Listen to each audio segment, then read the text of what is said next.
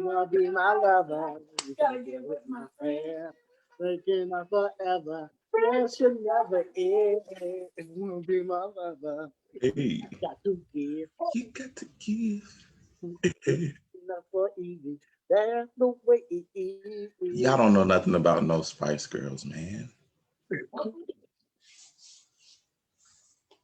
We are streaming. We are streaming. We are streaming.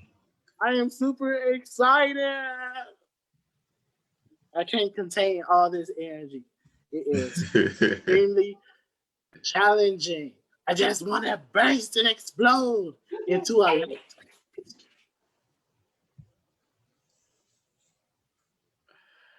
Oh. But look, it is 5:01. Honestly, it is. It's the top of the hour, minus 1 minute. So, would you like to get started, Mike? I think we should go ahead and get started. I would love to. And we want to welcome everybody and say thank you for coming to the live. It's just getting started. We know we were having a little bit of fun before we got started, keeping the energy up, and hopefully that is entertaining you all a little bit. But we are going to go ahead and get started. So I will let Xavian start because we are introducing the second part to our series. So go right ahead, sir. Awesome. And for those who are new, I say welcome to Mythbusting, the Stigmas of Financial Literacy. I am the co-host. My name is Xavian Tate. My background is in mental health psychology. And on the side, I partner with this amazing gentleman to talk about financial literacy. And April is National Financial Literacy Month. I am so excited. It has been a successful month. And now I want to formally introduce my co-host, Mr. Devin Mikell. A little bit about him. Just a few highlights. He is a diamond in the rough. He is a jack of all trades. He is very loyal. He is a team player. He's originally from Chicago, Illinois, but he now resides in Nashville, Tennessee. Now, Devin, now that they know a little bit about you, anything else would they like to know? Sure. You? Why don't we have something fun and just let people know, hey, my birthday was last Tuesday. So, I'm excited to be having, celebrating my 35th year of life. I'm really excited that I got to celebrate it during National Financial Literacy Month and teach people a lot of the things that we are going to be talking about today. So, definitely I appreciate all of the well wishes that I had last week, and as they keep coming for the rest of the month. I'm thanking you guys as well for saying that, and just want to keep going with everything that we do have, and I want to make sure that everybody is getting some type of value out of everything that we talk about today and for the rest of the days to come. So I'm really excited about everything that we are doing together and everything that we do every day, because we want to bring value not just in financial literacy, but to the people's lives every day. We want to bring life and joy. So excited to be here, excited to be on this earth and give people my light. I love it. I love to hear it. Yes, be the light, share the light. Yes. All right. Unlike the last video, though, this one will be very informal. Yeah, we're gonna have a little fun today. So we're definitely gonna have a lot more fun. There's gonna be a little dance, a little singing, just to get the jitter out and just to put a smile on your face. Also, today is Wednesday, and I love to call it Wealth Wednesday. So happy Wealth Wednesday, everybody. Happy Wealth Wednesday, Devin. Happy Wealth Wednesday. That's why we got these wealthy backgrounds. That's why we got, the extravagance of the white rooms here. We're looking real lavish right now. High maintenance. Yes, I love it. All right, but without further ado, we're gonna go ahead and get started. I do want to ask you, Devin, what does financial literacy mean to you? What does financial literacy mean to me? Well, to me, it actually means, the affordability and the comfortability to do as I please.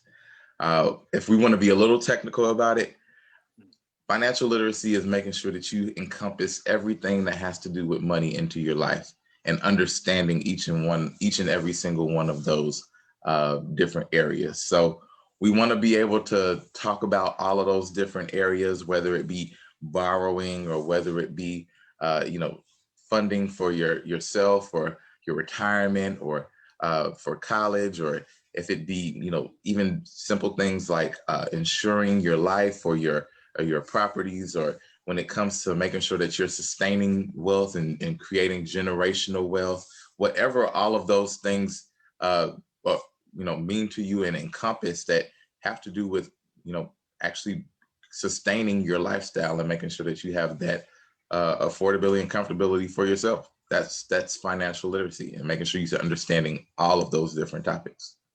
You took the words right out of my mouth. To me, financial literacy means being financially literate to become financially free and financially stable. So that's my short version. Yeah, we got to be. That's true.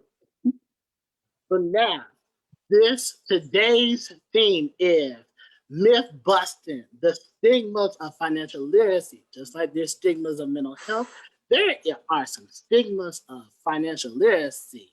So it's like that. It's just like that song. We some head busters and ghostbusters. Well, today we some myth busters. We some myth busters. We are myth busters. Our first myth actually it's actually for people around my age. The myth is, I am young. I do not have to think about retirement. Let us decode that. Man, and I actually used to think that way too. I was young and I didn't want to think about retirement either. To kind of give you a little bit of background, my first job was actually in substitute teaching. So when I did that, my principal actually came to me and told me, hey, you're one of the youngest teachers that we have here. We want you to be able to think about your retirement now and not think about it later. And so when that principal told me that, I'm thinking, hey, I'm only 23 years old, but this could be something that I do that could afford me that opportunity. And so once I started thinking about it, it made sense. Why not start saving now? So that way, by the time I do retire, I could be a millionaire. I could retire with $1 million. But that's how everyone should think. We should start young, because the sooner that you do start, the more you're going to be able to have. And the more that you'll be able to start, making sure that money is going to be able to grow also. The more time that you have for it to grow, the bigger it's going to get. And so we always want to start thinking about retirement early. Even when you get your first jobs, when you turn 17 and 18 years old, a lot of those jobs that you do have at that age, whether it be in a grocery store or it be in, the movie theater, all of those jobs have some type of retirement plan or some type of retirement aspect in place. So, think about saving for your future. And even if it's not in that traditional aspect, there are other types of retirement that we can actually start to explore, especially when you have, different professionals that can help, that will help you to do so. And that's something that we, as our firm, really like to start talking to people about, making sure that they have retirements at an early age, and making sure that money is going to be able to grow for them. Because think about it, you could save money for 10 years or 20 years right now, from the time you're 17 to you're 27. And by the time that you get to retire, whether you want to retire at 45 or 55 or 65, that money can actually grow. So you can have $500,000 or $750,000 or even $1 million. And we even teach people how to do it tax-free. So, that's something that we can start to explore for even the youngest of people who want to start thinking about their retirement now. You have said something there. Because honestly, going back to when I was in high school, I personally am a huge planner. So I stay planning my life. I plan my life, and then I always have plan B, C, and D.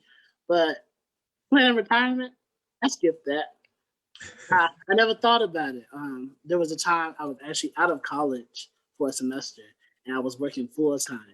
And then they had put me on a retirement program. I looked at the papers and I shredded them. Cause I wasn't thinking about retirement. I was only there temporary. I'm like, look, I'm only here temporary. I'm not thinking about retirement right now. So, but after talking to you, my mind, I will say my mindset has shifted because how how do we want? What age do we want to retire? I personally, the average retirement age is actually 67 or the 65. I believe it is 67. 67? That's a long time. Mm-hmm. But what if we take control of that and we can make our own retirement age? We can retire at 40, at 45. Is that possible? It's definitely possible. You know, I know a lot of people who didn't think that that was possible. You know, my goal age is to retire at 50. And so by the time I retire at 50, I want to be making a certain amount of money per month. And I'll tell you, you know, I always like to call this number my financial independence number, my FIN number. So, you know, my FIN number, I want to make sure that I'm making at least $15,000 a month for the rest of my life. And so, you know, we want to start, you know, doing things and making sure that we have things in place, budgeting for one, you know, or even when it comes to making sure we have that retirement in place, saving for that retirement, make sure that we have the right vehicle for that type of savings. That way, you know, we can actually do so. So by the time I'm 50, I want to be able to live my life comfortably, not have to work because I want to, but because, you know, not because I have to, but just because I want to, you know, just to have something to do. And so that's the goal is, you know, whatever age you want to do it at, making sure that you're able to start saving and making sure you have the right vehicles in place. And you can do that no matter if you want to retire at 40, 50, 60, whatever age it is, that you can actually start to reach that goal. I like that when you said FIN number. I'm gonna keep that in mind. I want to, since you said that, I want to at least make $20,000 a month. I'm manifesting it right now. 20,000. I am going to retire at 45. And then any years after that, I'm just volunteering my time because I don't want to be home. Hey, and then think about, you know, where are you gonna be at? Are you gonna move? Are you gonna be in a different house? Are you gonna be in a location? Are you gonna take trips around the world? Are you gonna be, you know, country hopping? Are you gonna be taking cruises? Or what are you gonna be doing? You know, think about all that stuff. Oh that's yeah, gonna play a factor into it too. Hey, yes, definitely country hopping. Have a house in every country. That's nice. All right, so we did that one. The second one. What's honestly, the next one?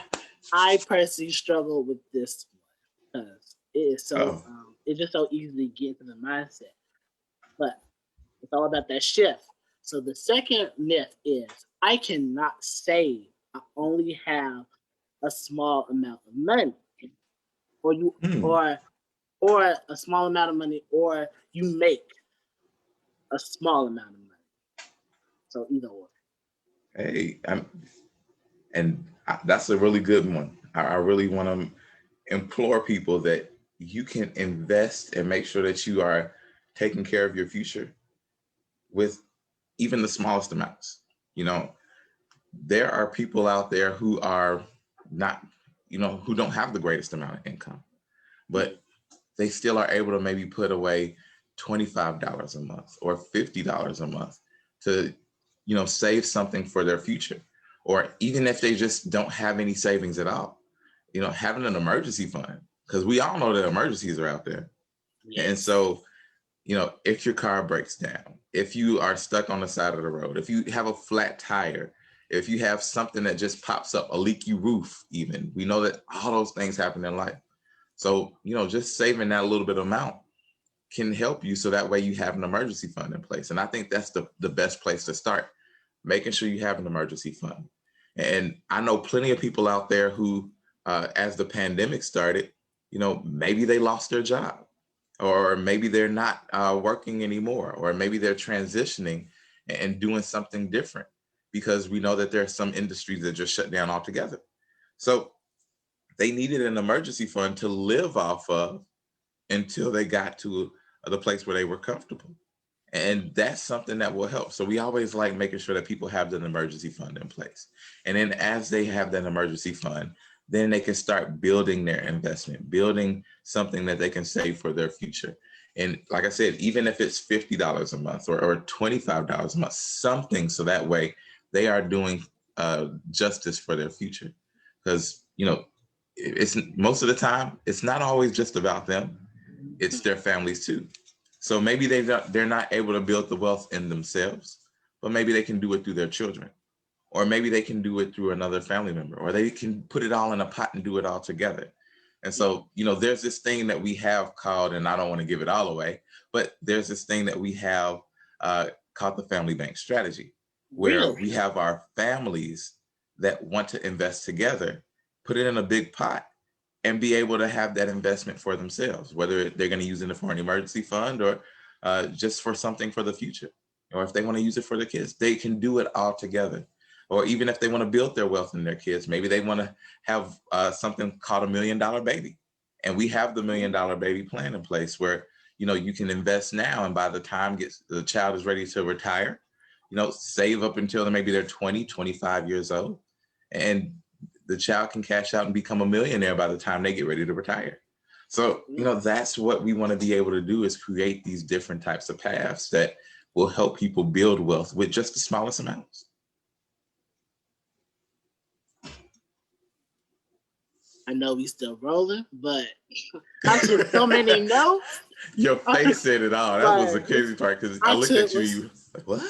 I took so many notes. You had, I don't know about y'all, but he had me a family bank strategy. I was like, wait, what? That sounds too good. It's awesome, man. It's awesome. So yeah. And then going back to the emergency fund, honestly, if the pandemic hasn't taught us anything else, we need to have a plan B. And a plan B, C, D, probably all the way to Z. Always good to just have a backup, because we don't know what may happen, who may happen, what situation, what circumstance, anything. So it's always good to prepare for the unknown. So I definitely agree. I'm gonna get with you about the family bank strategy, because we gotta talk. You got me thinking now. Hey. All right. So the next one is themed towards people in my age. Okay. It is, I am healthy and young. Why do I need life insurance? Well, and insuring is definitely part of that financial literacy, encompassing all 8 of those different areas. So when it comes to, having life insurance, it's something that's important. I mean, when you think about it, would you rather not have it, or would you rather have it just in case? There are a lot of things that we have just in case. Just in case your phone breaks, you insure your phone. So that way you can replace it without having to pay, or you just have a low cost to pay in order to replace it. Or if you think about your car, you get car insurance, you need to drive around. And of course, we know you got to have it. But also, if somebody hits you or you hit somebody, at least you have that insurance in place that's going to take over that large cost. So if you have life insurance, and specifically certain types of life insurance, there are newer types that you can have. So if something were to happen to you, you don't have to incur that large cost.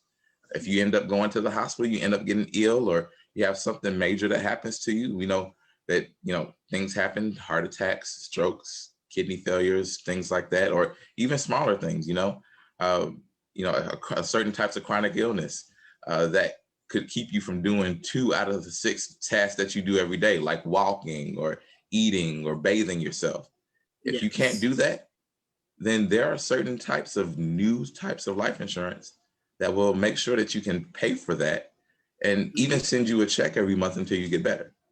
Or make sure that if you get some type of an illness, that you can have access to your death benefit as a living benefit while you're still alive now, instead of having to wait till you pass away to pay you out some money. So these are the types of things that we want to show people. Or even when it comes to that, you know, you think you're young and healthy now, but your health can fade. You're not going to be healthy forever. Now, don't say that, we don't want that to happen. We want people to be healthy forever, but it's not always a promise. And, I have a friend that actually ended up catching COVID and had some complications from COVID. And with those complications that arose, they were considered chronic illnesses. So he was able to receive a check every single month until he got better. And so that's the type of thing that we want to make sure that we're able to take care of, because those health costs, those medical bills, all that stuff is expensive.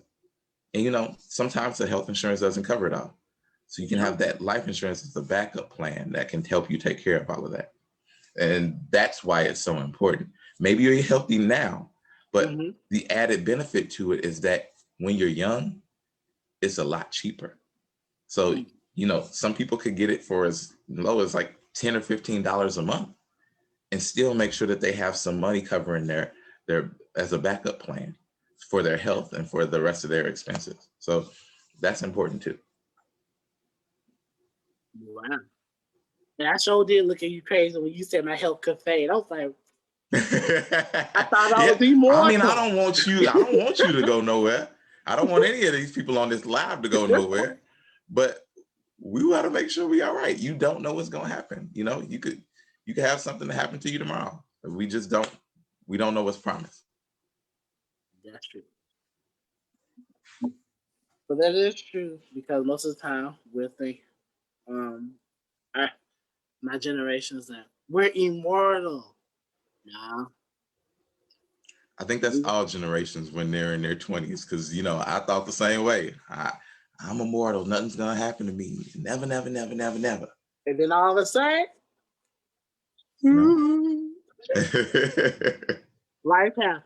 So that's some good information. Matter of fact, since actually we talked, since we brought up life insurance, I do want to talk about the concern that most of the time there is this thing that life insurance is not affordable, and I really want to make sure that we talk about that. But can you talk?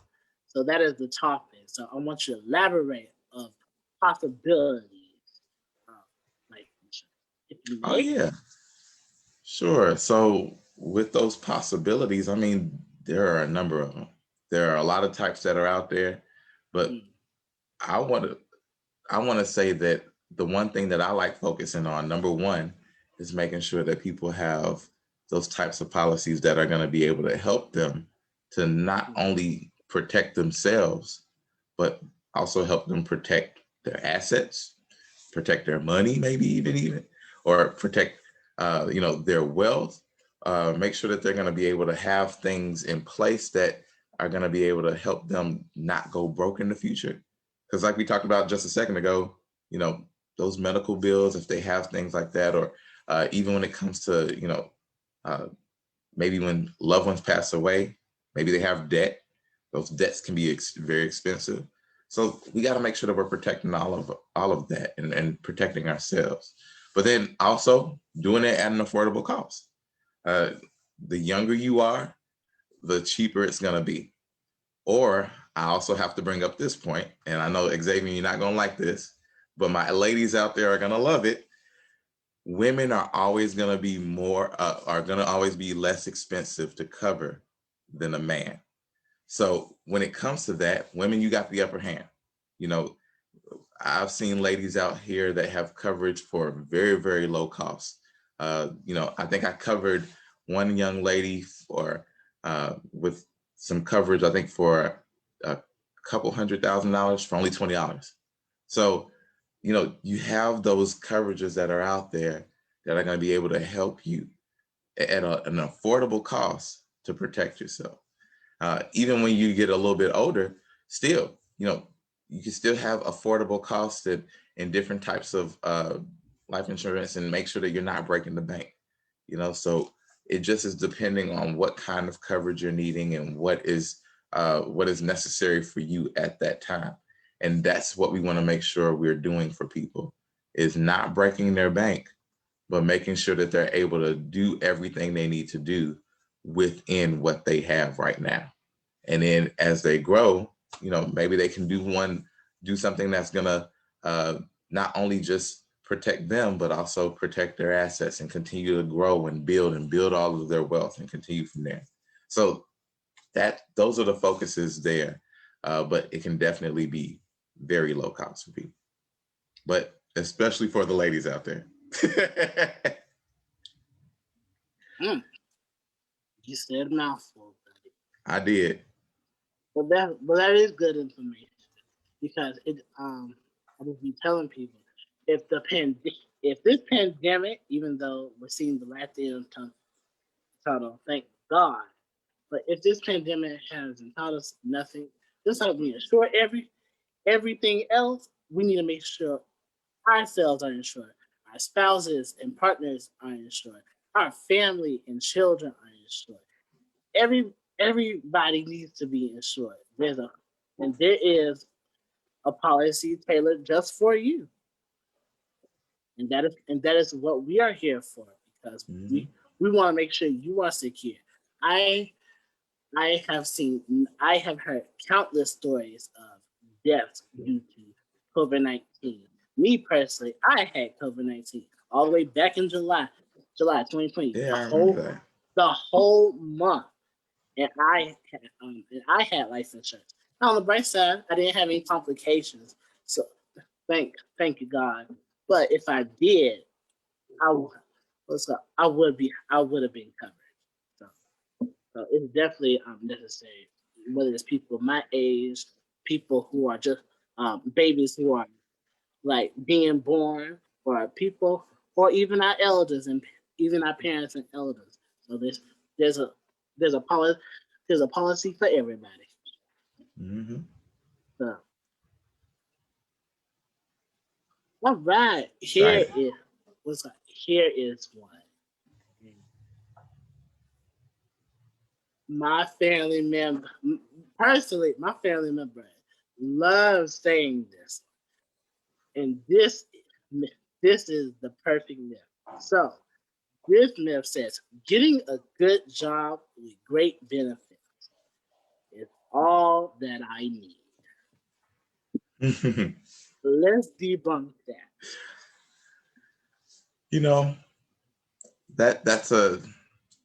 That's something that we were taught from a young age, that we were taught, go get a good job, go get some good benefits, and that's all you need. No, we need a lot more than that. We got to have a lot of different things, especially when it comes to our overall financial literacy, our overall well-being. We got to have all these different things that we've been talking about today in place. So, when it comes to having, different types of benefits like a retirement, how are you going to retire? And most jobs will offer you a 401k or a 403b, which is fine. We definitely want to have a retirement in place. But once you retire from those things, and have that 401k or 403b in place, then, Uncle Sam comes knocking at the door. And once you retire, once you're ready to pull that money out. And that's where a lot of people probably end up losing their mind just a little bit, because now with all that money that you've saved up, and let's say that it's $200,000, well, you haven't paid taxes on that money. It's been coming out of your paycheck and it has been coming out tax-free. But now that you're ready to take that money and retire with it, Uncle Sam wants to make sure that he's going to get his cut. So he wants the taxes. So you're talking about getting taxed anywhere from 30 to 50%, depending on if you have a state income tax, or what the taxes are federally, for because income tax goes up and down for the federal government. Yes. And with the history of taxes,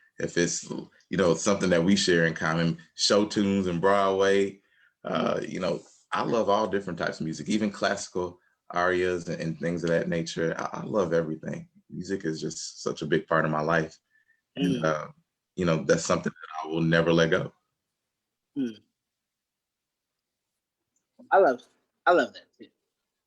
And I'm guessing you have finished. Yay. Did it go there? You need a little more time? I'm looking to see it. I don't think it has done it yet. Gotcha. What's up, right? To our listeners out there, we thank you for being with us during Zoom times. Zoom is something else. It could be the great of times and it could be the worst of times. But well, either way, it's not even that. We're still learning. We're still growing. This is something that we're still, learning how to use and do. So, thank you for bearing with us. This is definitely a journey that we're taking together. So, we definitely appreciate you guys being here with us and tuning in. It's something that we really enjoy doing for people. I want to trade it anywhere in the world. It is not accepting my tag at the moment. Maybe it's because we're on it live right now.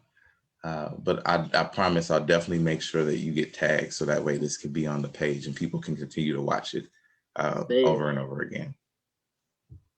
Gotcha. Well, we gotta, like they always say on Broadway, the show must go on. Yes.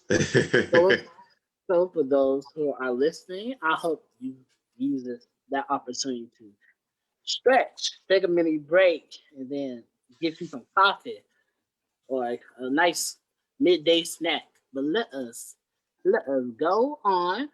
The next one is I do my own budgeting. I do not need financial. You do your own budget. And what was the other half of that? What's it called? I do my own budgeting. I do not need a financial professional. But before you answer that, we do have an observer in our waiting room. Yes, we do. And I'm going to go ahead and let him in. And we want to make sure we welcome in Mr. Daniel Washington. Yes, hello, Daniel. Let's go. Daniel already told me that he is an observer, but for those who don't know him, this is Daniel Washington, and he has front row seats. So yay, I'm glad you're able to join us. We're glad to have you. All right. We're back to what I was saying. The myth is I do my own budgeting. I do not need a financial professional. Yeah. And for those that feel that way, I can understand how you feel. I definitely used to feel the same way in some aspects. But what I come to find out is that when you have somebody that's going to be able to help you and make sure that you're going to do things that are going to not only help you save a little bit more or protect your wealth or to do something that's going to help you build on top of what you want to do. Or even when it comes to the basics, like, repairing your credit or debt consolidation or making sure that you're able to eradicate your debt altogether with different types of strategies.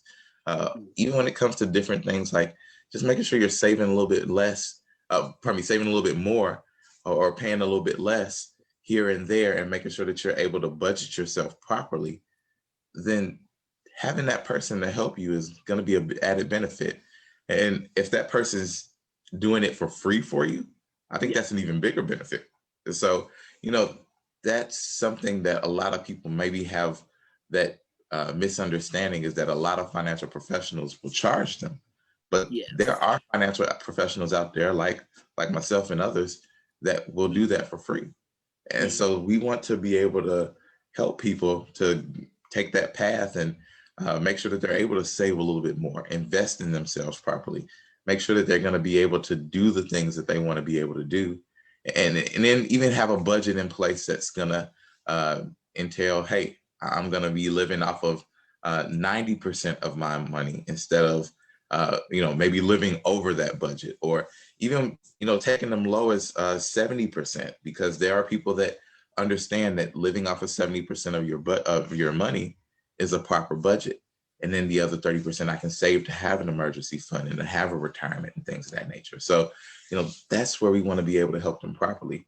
So that way they're not, overspending and overgoing the money at the end of the month, instead of,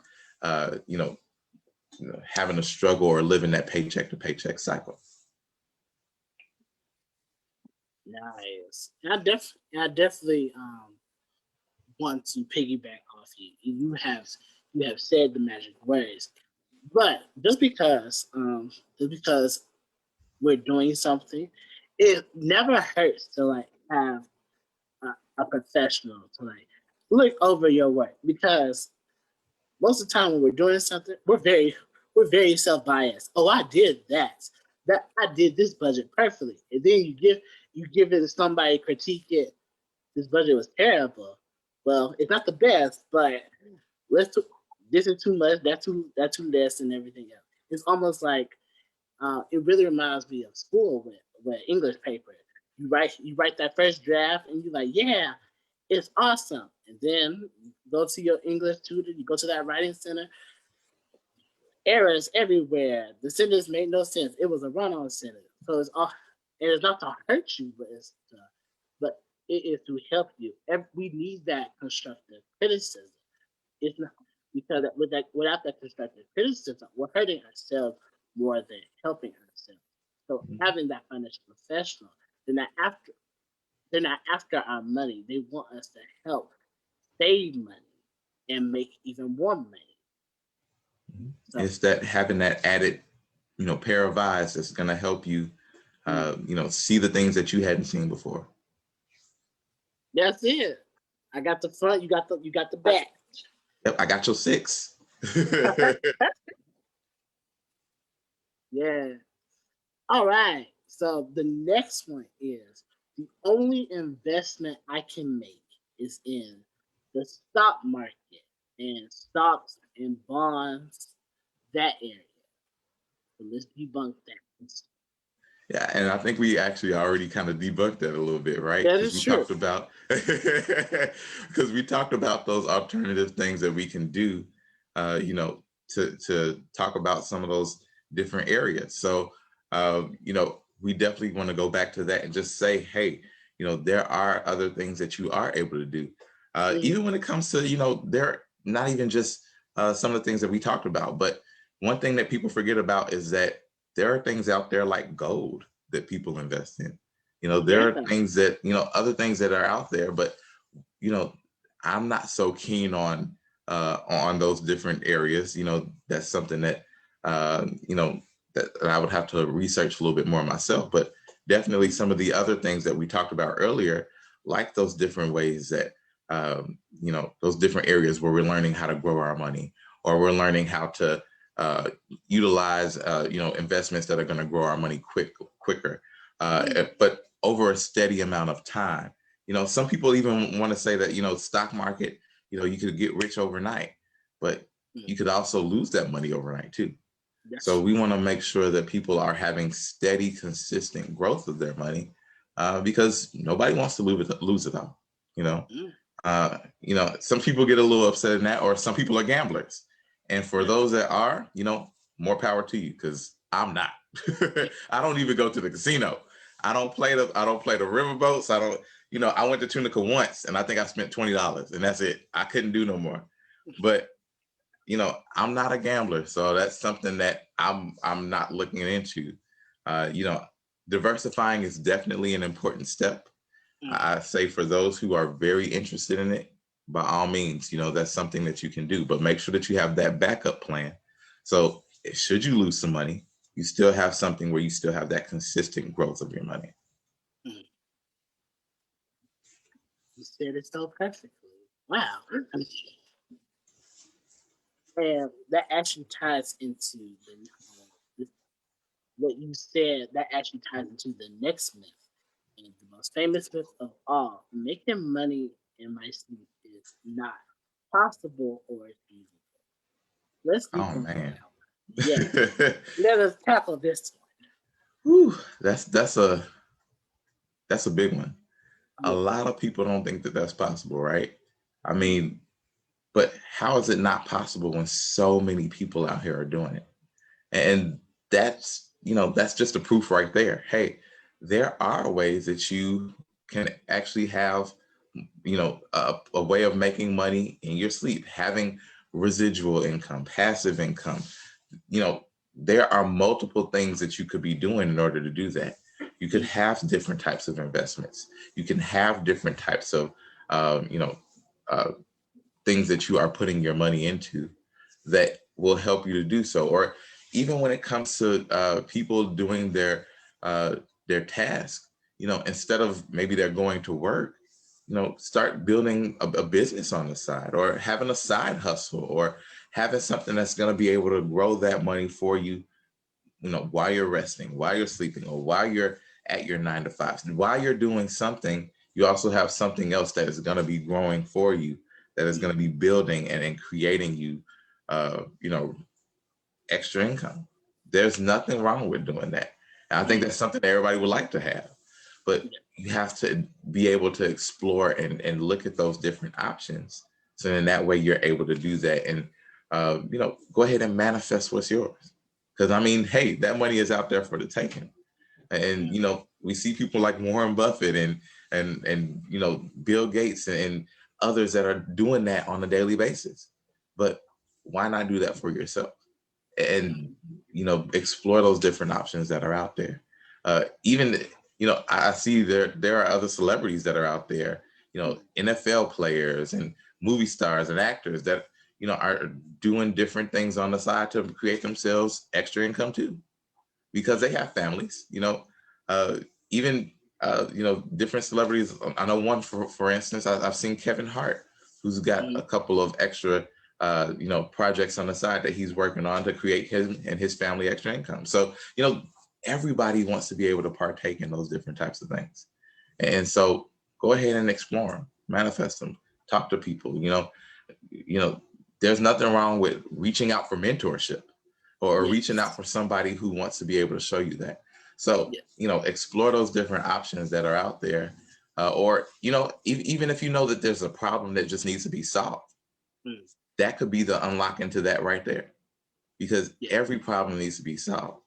So, having that option to do so can create that extra income, that passive or residual income that you want to have. So explore every single option and make sure that you're open to it. Nice. Well, do you have a favorite option, a personal favorite that you would like to share? I mean, there's too many. There's just so many, but I mean, there's, a number of different things that people can do, and that's where it comes to just sitting with someone and making sure that they're able to explore that with you. So even with myself, if someone wants to pick my brain about a couple different things or several different things, hey, I'm definitely down to talk, reach out. I love it. I personally like the index strategy. Like ever since I found that out, the index strategy, it's just something about having that special account that grows your money and protects your money and ensures your money. It's the best of both worlds. It does it all, and I don't have to worry about it. So that's what stands out to me. That's one of my favorites. That is Warren Buffett's favorite way. Yeah, he said go for the index. Go for the So, index. so definitely. So that is my final. That is my final myth. So with the last few minutes, I do want for people who, for our listeners who are old and and new listeners, to give some highlights. Let's highlight the firm that we are part of. And you do it so perfectly. I want you to say a few highlights. The main Oh, highlight. man. Like what makes our firm stand? Go. Well, I mean, I love what we do as a firm. So, and if people don't know, our firm is called Core Financial Literacy. We want to bring that up in Financial Literacy Month. Like we said, it's the end of Financial Literacy Month. We still have a couple days. So if you want to celebrate and learn a little bit more, feel free to reach out to us because we do want to talk to them and make sure that other people are hearing about it. But I want to make sure that when you hear about CORE, that you know exactly what it is that we do. And we are helping people from all 50 states, no matter if you're in Alaska or Florida, from the cold to the warm, or from, the West Coast to the East Coast. We want to help everybody. And we also help people in the Great North. We have a partner that is in Canada that is helping families in Canada as well. And we're going to be expanding to Puerto Rico here very, very soon. So we're really excited about all of these different areas where we're able to help people. And we help in so many different ways, whether it be, working on debt or budgets or credit, or helping people with investments, retirement, college planning. When it comes to, some of the things that we talked about today, like making sure that they learn about the 8 different areas of financial literacy, whether it be borrowing or when it comes to different strategies on how to grow your money, like the index strategy or variable strategies, or when it comes to, even just basics like life insurance or auto insurance and things like that, that we want to be able to help everybody learn about all these different types of techniques and that they're learning about every single aspect that's out there. So, we definitely want you to come to our Facebook page. Our website's going to be up very, very soon, which is going to be corefinliteracy.com. But you can search us on all social media: Facebook, Twitter, Instagram, also on LinkedIn under Core Fin Literacy, or you can just search Core Financial Literacy. We're going to be on all those different platforms. And we're going to be coming to even more. We're going to be coming to Quora very soon, to Reddit, and a couple of other different platforms also. So, and we're going to be even having discussions on Reddit and things like that. So, be looking out for our website. It's going to be coming very soon. We're going to have so many different things that we're going to be doing. We even have an open house tomorrow.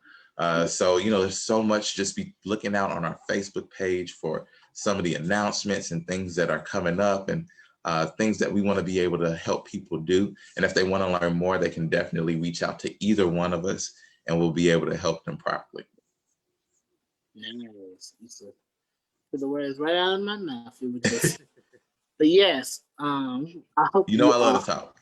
Yeah, I know, but I hope you all enjoy the live, and despite the technical Yes. difficulties, even when the live ends, it will be available for you to for playback, and we're gonna fix the rest of the technical difficulties because we definitely want you all to have this information.